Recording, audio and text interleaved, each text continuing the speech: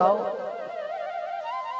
साधु कह रहे थे, जब कोई पति काम काज से घर लौटे, जब बाथरूम में नहाने धोने कहीं अस्त व्यस्त हो तो पत्नी को देवता जी का बटुआ जरूर देख लेना चाहिए। बोले बटुआ देखकर क्या करना चाहिए? बोले अगर 200-400 रुपए हो तो 10-20 रुपया निकाल लेना चाहिए, और 1000-2000 हो तो 100-200 निकाल लेना चाहिए, और अगर 1,00,000-2 लाख हो तो 2-4-10 हजार निकाल लेना चाहिए। मान लो ऐसा गड़बड़ किया, किसी दिन पति ने कहा इसमें तो कुछ ज्यादा थे, आज कम से लग रहे हैं, कुछ पैसा घटा सा है, तब फिर उच्च स्वर में बोलो तो क्या हमने निकाल लिया है? हा? तेज बोलोगे तो शांत हो जाएगा। आप जानते हैं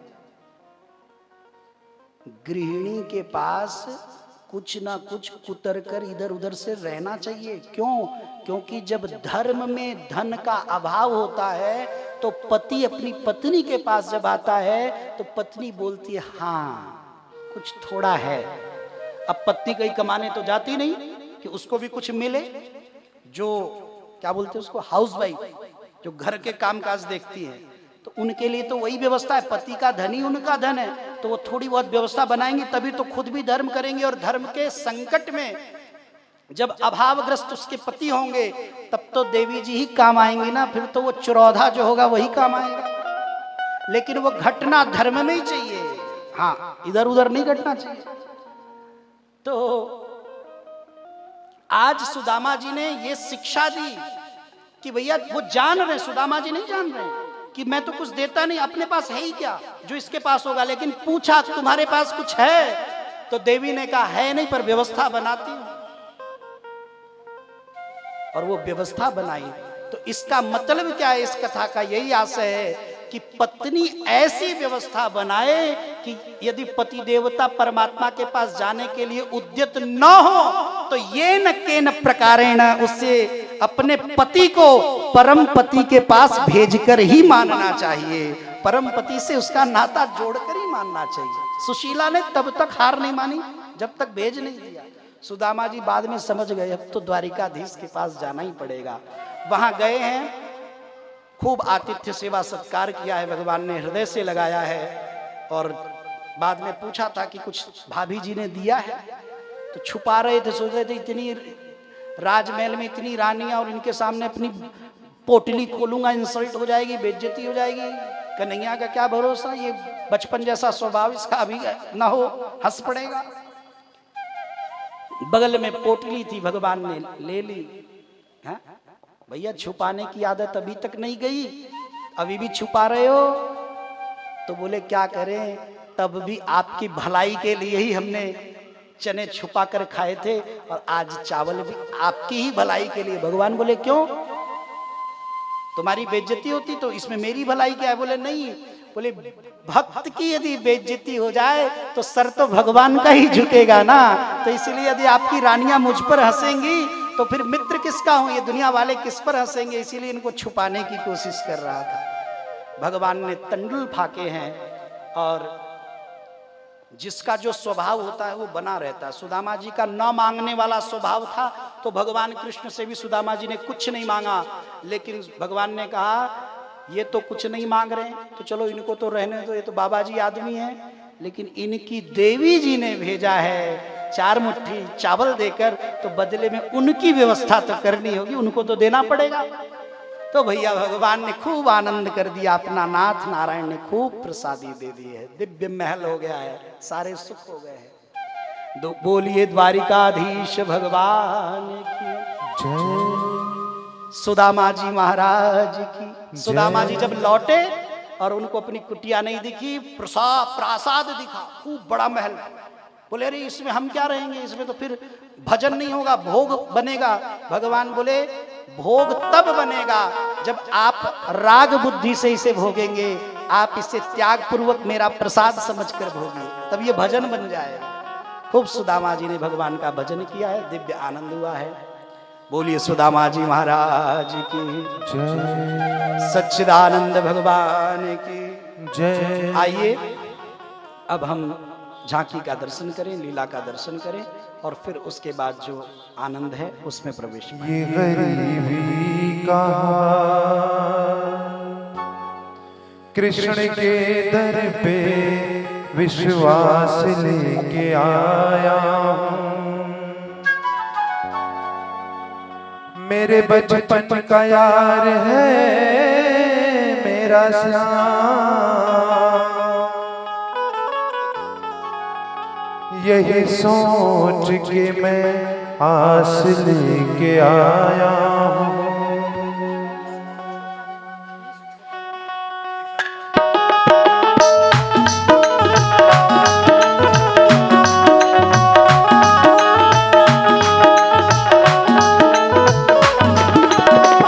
अरे द्वारपालों कन्हैया से कह दो, अरे द्वारपालों कन्हैया से कह दो कि दर पे सुदामा गरीब आ गया है, कि दर पे सुदामा गरीब आ गया है। भटकते भटकते न जाने कहाँ से, भटकते भटकते न जाने कहाँ से तुम्हारे महल के करीब आ गया है, तुम्हारे महल के करीब आ गया है।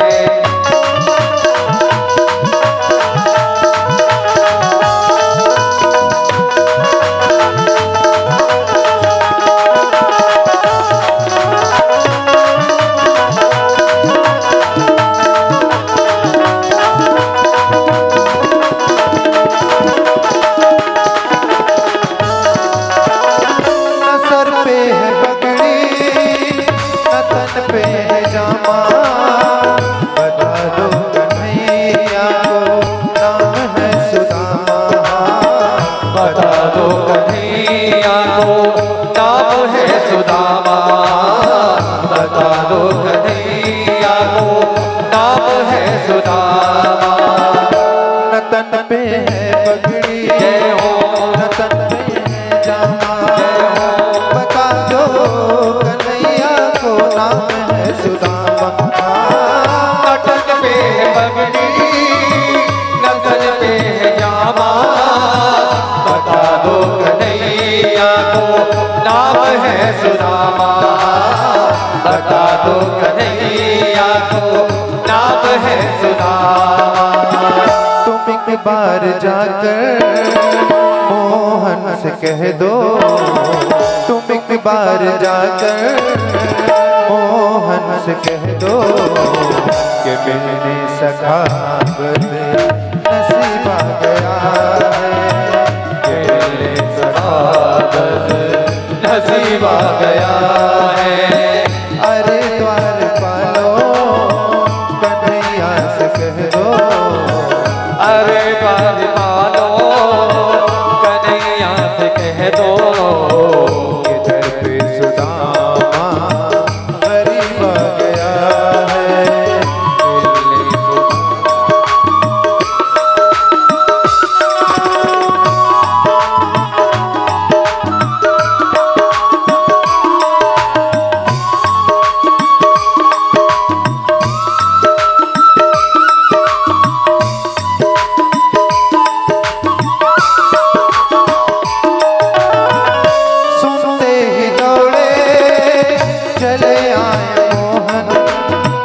लगाया गले से सुदामा को मोहन, हाँ लगाया गले से सुदामा को मोहन, लगाया गले से सुदामा को मोहन। हुक्म में दौड़े चले आए मोहन, लगाया गले से सुदामा को मोहन, लगाया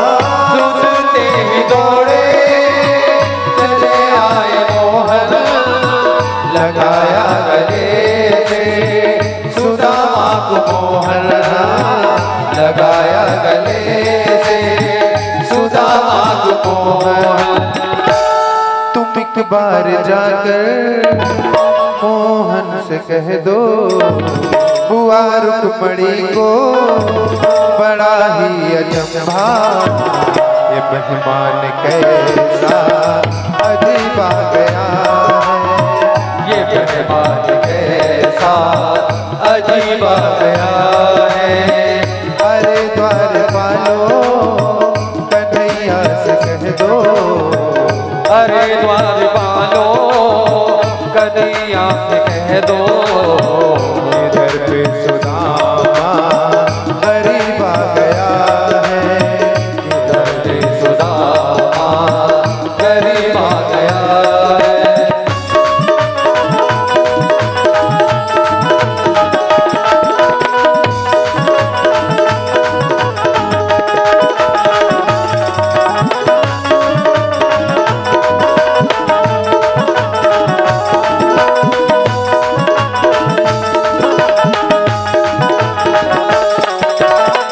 बराबर में अपने सुदामा बैठाए चरण आंसुओं से श्याम ने धुलाए।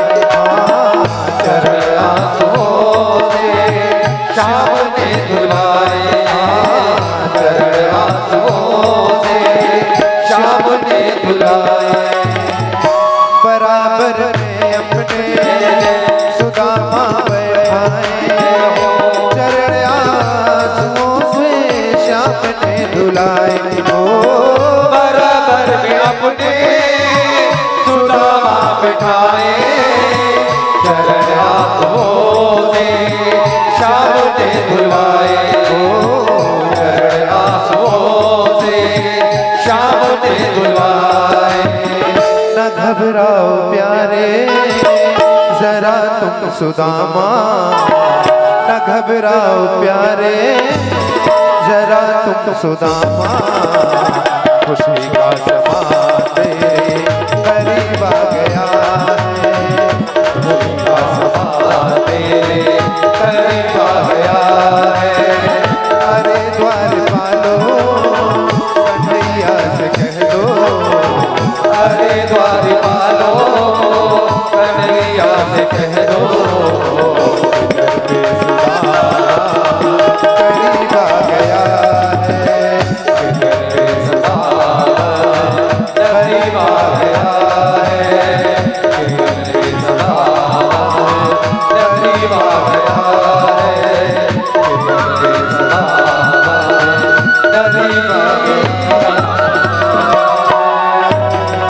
बोलिए कृष्ण भगवान की जय। सुदामा महाराज की जय। बिहारी फूलों में सज रहे हैं फूलों में सज रहे हैं श्री वृंदावन बिहारी फूलों में सज रहे हैं श्री वृंदावन बिहारी और साथ सज रहे हैं और साथ सज रहे हैं वृषभान की दुलारी और साथ सज रहे हैं ऋषिमान की दुलारी। फूलों में सज रहे हैं श्री वृंदावन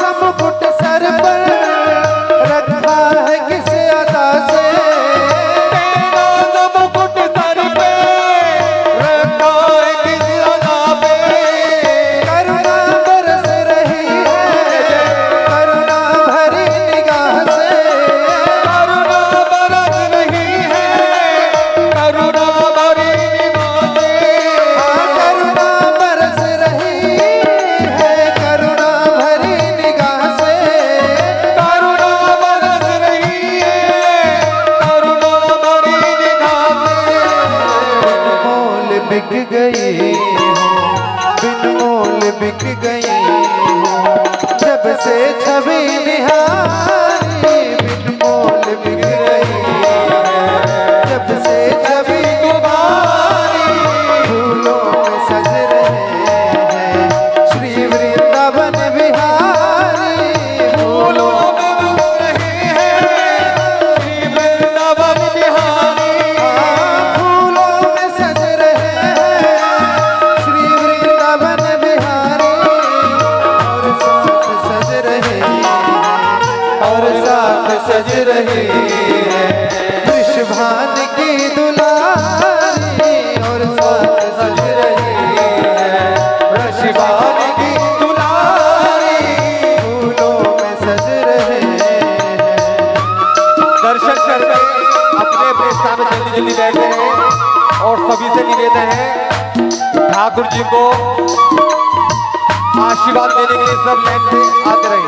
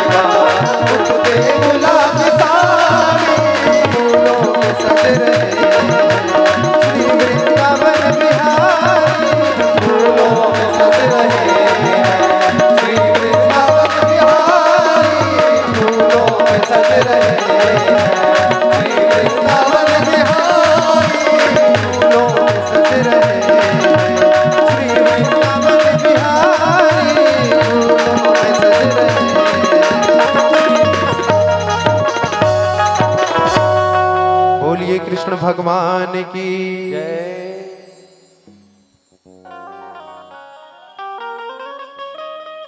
बाद में सारी कथाओं का रस सुख दे दिया।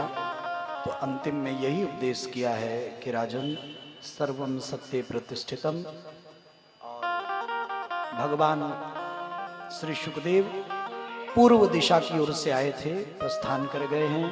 यहाँ बलराम जी भी प्रभास क्षेत्र से भगवान के धाम पहुँचे हैं। और यादवों ने आपस में परस्पर युद्ध किया, क्योंकि ऋषियों का श्राप था। भगवान के पुत्रों ने जब विनोद किया था तो पूछा था कपड़ा लपेट कर अपने पेट में कि लड़का होगा कि लड़की। तो ऋषियों ने देखा ये हमसे विनोद कर रहे हैं, तो श्राप दे दिया, जाओ मूसल निकलेगा। वो मूसल राजा ने पिसवाकर समुद्र में फेंकवा दिया। एक टुकड़ा तो मछली के पेट में गया, मछुआरे ने पकड़ा, उससे व्याघ्र ने खरीदा और वो टुकड़ा अपनी बाण की नोक पे रख लगाया। तो भगवान ने श्राप को सरमाथे किया। उस लोहे के टुकड़े का स्पर्श भगवान ने स्वयं अपने पैरों में स्वीकार किया है। और कुश बनकर जो अन्य कण जम गए थे वो कुश से ही उखाड़ उखाड़ कर सारे यदुवंशी लड़ने लगे।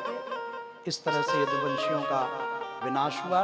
कुछ बालक जैसे ब्रजनाभ इत्यादि की, ब्रजनाभ की पत्नी गई थी, उसके गर्भ में बालक था, तो उस बालक से फिर यदुवंश का वापस विस्तार हुआ। बद्रिकाश्रम भेजा है उद्धव जी को भागवत जी देकर। और सबसे अंतिम में दारुक इत्यादि आए हैं, सबको भगवान ने विदा किया। जब उद्धव जी ने पूछा था, हे प्रभु, कलिकाल के प्राणी अंततो गत्वा दुख से बचने के लिए, अशांति से बचने के लिए, क्लेश से बचने के लिए, परम सुख के लिए, परम शांति के लिए, परम आनंद के लिए किसकी शरण ग्रहण करेंगे, कौन आश्रय होगा उनका। तो जब ऐसी बात पूछी थी उद्धव जी ने, तब भगवान एक रूप से श्रीमद् भागवत महापुराण में ही समा गए। और उन्होंने कहा कि भागवत कुछ और नहीं है, भागवत साक्षात मेरा वांगमय स्वरूप है। मैं कृष्ण ही दूसरे रूप से भागवत के रूप में विराजमान हूँ। कलिकाल के जीवों को जिन्हें परम सुख, परम शांति, परम आनंद की चाह होगी, वो भागवत की शरण लेकर ये समझे कि हमने साक्षात भगवान नाथ नारायण कृष्ण की शरण ले ली है। श्रीमद् भागवतार्णवम, भागवत भगवान में प्रवेश कर गए और अंततः भगवान भी अंतर्धान हुए। परीक्षित को तक्षक ने आकर केवल शरीर स्पर्श किया था, वो नश्वर शरीर जलकर भस्म हो गया। लेकिन उस शरीर के नष्ट होने से पहले ही राजा परीक्षित भगवान के परम धाम गोलोक को प्राप्त कर चुके थे। बोलिए श्री सुखदेव भगवान की जय, परीक्षित जी महाराज की जय, श्रीमद् भागवत महापुराण की जय। सच्चिदानंद रूपाय विश्वोत्पत्त्यादि हेतवे तापत्रय विनाशाय श्रीकृष्णाय वयं नमः। श्रीकृष्णाय वयं नमः। श्रीकृष्णाय वयं नमः। नाम संकीर्तनं यस्य सर्वपापप्रणाशनं प्रणामो दुःखशमनस्तं नमामि हरिं परं, नमामि हरिं परं, नमामि हरिं परं। बोलिए लक्ष्मी नारायण भगवान की जय, उमापति महादेव की जय, गजानन भगवान की जय, पौनुष हनुमान जी महाराज की जय, सद्गुरुदेव भगवान की जय, अनंत कोटि वैष्णवों की जय। जय जय श्री राधे, जय जय श्री राधे, जय जय श्री राधे। ओम